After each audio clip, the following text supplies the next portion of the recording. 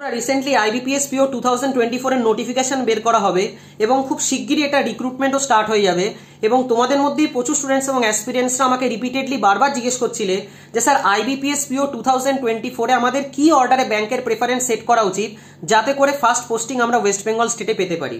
কারণ তোমরা সবাই জানো, যারা যারা জানো না তাদেরকেও জানিয়ে দিই যে আইবিপিএস পিও পরীক্ষা একটা অল ইন্ডিয়া লেভেলের এক্সাম এবং আইবিপিএস পিও পরীক্ষা যখন তোমরা ক্লিয়ার করবে তখন ইন্ডিয়ার মধ্যে যে কোনো স্টেটে তোমাদের চাকরি হতে পারে, যে কোনো স্টেটে তোমাদের পোস্টিং হতে পারে। এটা কোনো ক্লেরিক্যাল লেভেলের এক্সামের মতো না যেমন আইবিপিএস ক্লার্কে হয় অথবা আরআরবি ক্লার্কে হয় অথবা এসবিআই ক্লার্কে হয় যে আমরা ওয়েস্ট বেঙ্গল স্টেট থেকে অ্যাপ্লাই করলাম আর ওয়েস্ট বেঙ্গলই সারা জীবন কাটালাম।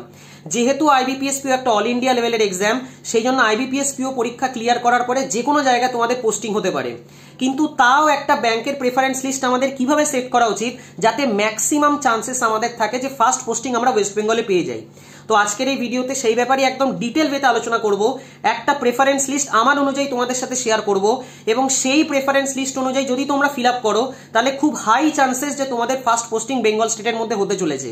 যদিও বা এটার কোনো অফিসিয়াল অ্যানাউন্সমেন্ট করা হয় না, কারণ এটা এন্টারলি ব্যাংকের ওপর ডিপেন্ড করে এবং ব্রাঞ্চের ভ্যাকেন্সির উপর ডিপেন্ড করে যে কোন জায়গায় ফাঁকা আছে কোন জায়গায় ফাঁকা নেই। কিন্তু তাও একটা প্রেফারেন্স লিস্ট তোমাদের সাথে শেয়ার করব এবং এইরকম অর্ডারই তোমাদের প্রেফারেন্স লিস্ট রাখা উচিত যদি তোমরা ফার্স্ট পোস্টিং বেঙ্গল স্টেটের মধ্যে চাও তো। এবং আমার মতে একদম এক নম্বরে অথবা সবার ফার্স্টে যে ব্যাংকে রাখা উচিত সেটা হলো ইউকো ব্যাংক। বন্ধুরা, তোমরা ইউকো ব্যাংকে যদি ফার্স্ট প্রেফারেন্স রাখো তো ইউকো ব্যাংকে যদি তোমরা সিলেকশন পাও তাহলে ভীষণ ভীষণ ভীষণ হাই চান্সেস যে ফার্স্ট পোস্টিং তোমরা বেঙ্গলের মধ্যে পেতে চলেছো। এবং তার একটা প্রধান কারণ হলো ইউকো ব্যাংকের হেডকোয়ার্টারই কলকাতায়। তো ন্যাচারালি যেখানে ব্যাংকের কোনো হেডকোয়ার্টার থাকে সেইখানে হেডকোয়ার্টারের আশপাশে প্রচুর ব্রাঞ্চেস থাকে, কারণ সেই ব্রাঞ্চেসগুলো খুব সহজে হেডকোয়ার্টার থেকে কন্ট্রোল করা যায়। তো ন্যাচারালি যারা যারা ইউকো ব্যাংকে ফার্স্ট প্রেফারেন্স রাখবে এবং তোমাদের যদি ইউকো ব্যাংকেই সিলেকশন হয় তাহলে খুব হাই চান্সেস যে ফার্স্ট পোস্টিং তোমরা বেঙ্গলের মধ্যেই পেতে চলেছো। তো ন্যাচারালি আমার সাজেশন এটাই হবে যে এক নম্বরে তোমরা ইউকো ব্যাংকে রাখবে, দু নম্বরে তোমরা ইউনিয়ন ব্যাংক অফ ইন্ডিয়াকে রাখবে। ইউনিয়ন ব্যাংক অফ ইন্ডিয়ারও প্রচুর ব্রাঞ্চেস আছে বেঙ্গল স্টেটের মধ্যে। তো ন্যাচারালি আমার সাজেশন এটাই হবে যে সবার ফার্স্টে ইউকো ব্যাংকে তোমরা রাখলে সেকেন্ড পজিশনে তোমরা ইউনিয়ন ব্যাংক অফ ইন্ডিয়াকে রাখবে এবং এই দুটো ব্যাংকে টপ লিস্টে রাখবে তোমরা। 3 নম্বর পজিশনে তোমরা পিএনবি কে রাখতে পারো অর্থাৎ পাঞ্জাব ন্যাশনাল ব্যাংকে রাখতে পারো।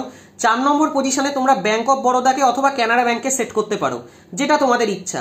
ব্যাংক অফ বরোদাকেও রাখতে পারো 4 নম্বরে অথবা কানাড়া ব্যাংকেও রাখতে পারো, যেটাই 4 নম্বরে রাখো না কেন 5 নম্বরে আরেকটা ব্যাংকে রাখবে।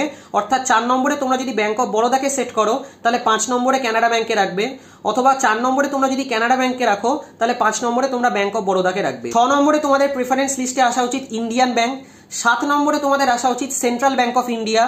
8 নম্বরে তোমাদের আসা উচিত ব্যাংক অফ মহারাষ্ট্র। 9 নম্বরে তোমাদের আসা উচিত ব্যাংক অফ ইন্ডিয়া। 10 নম্বরে তোমাদের আইওবি আসা উচিত, যেটাকে আমরা ইন্ডিয়ান ওভারসিজ ব্যাংক বলি।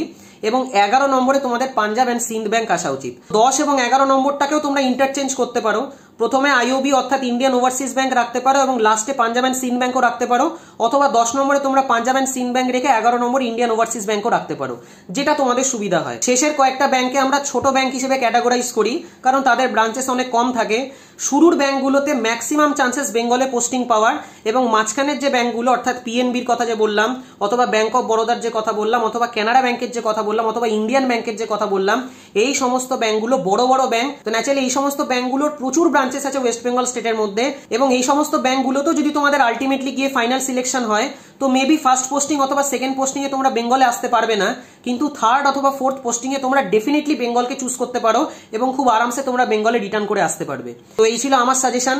বাকি তোমরা ইন্ডিপেন্ডেন্টলি নিজেদের মতো নিজেদের ব্যাংকে সিলেকশন করতে পারো।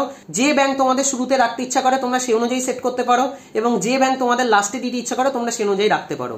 বাকি আশা করি তোমাদের প্রিপারেশন খুব ভালো চলছে।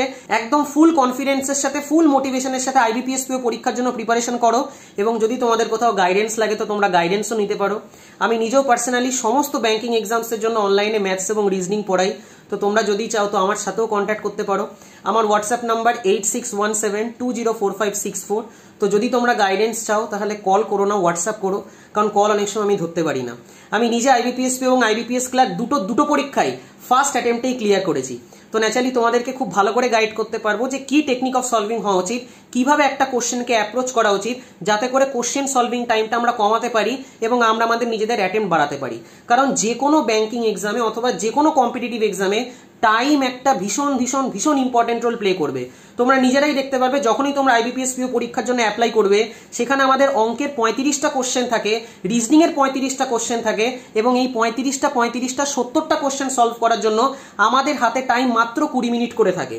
তো বুঝতেই পারছো, একটা কোশ্চেনকে আমাদের দেখতে হবে, পড়তে হবে, সলভ করতে হবে, অপশন মার্ক করতে হবে, তারপর আমাদের নেক্সট কোশ্চেনে যেতে হবে। তো সব কোশ্চেনই যদি আমরা বেসিক নিয়মে সলভ করতে যাই তো প্রচুর টাইম আমাদের নষ্ট হয়ে যাবে। তো যে জিনিসটার জন্যই আমাদের টেকনিক অফ সলভিং শিখতে হয়, যাতে করে আমরা খুব তাড়াতাড়ি কোশ্চেনগুলোকে সলভ করতে পারি, যাতে দেখা মাত্রই আমরা সেই টেকনিকটা অ্যাপ্লাই করতে পারি এবং কোশ্চেনটা যাতে তাড়াতাড়ি সলভ হয়। এই হচ্ছে সিম্পল ফান্ডা। যে স্টুডেন্ট টেকনিক অফ সলভিং এর উপর খুব ভালো করে ফোকাস করবে সে তার অ্যাটেম্প বাড়াতে পারবে, কিন্তু যে স্টুডেন্ট টেকনিক অফ সলভিং শিখবে না সে তার অ্যাটেম্প কোনোদিনও বাড়াতে পারবে না, এবং ওই জন্য মার্কসও বেশি উঠবে না এবং কাট অফও ক্লিয়ার হবে না। এবং চেষ্টা করো তার কাছ থেকেই গাইডেন্স নেওয়ার, যে অলরেডি এই ফিল্ডে সিলেক্টেড, যাতে তার টেকনিক অফ সলভিং, তার মেথড অফ সলভিং খুব ভালো করে শিখতে পারো এবং সেই জিনিসগুলোকে পরীক্ষায় অ্যাপ্লাই করতে পারো। বাকি আশা করি তোমাদের এই ভিডিওটা দিয়ে কিছুটা হেল্প করতে পারলাম। ভিডিওটা যদি তোমাদের ভালো লেগে থাকে তাহলে অবশ্যই লাইক এবং বন্ধুদের সাথে শেয়ার করো। Thank you.